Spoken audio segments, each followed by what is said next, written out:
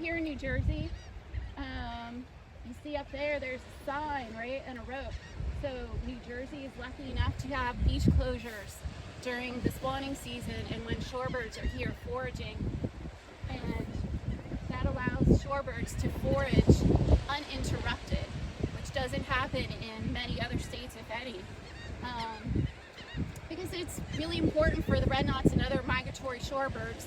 They really need to eat continuously without interruption to gain the weight they need to make to their to the Arctic. Maybe less probably famous is the Atlantic horseshoe crab.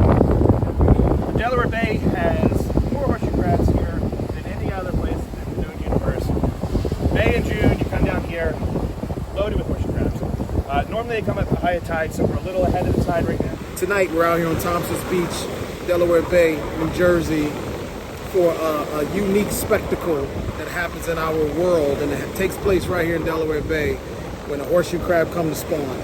Let me show you what I'm talking about.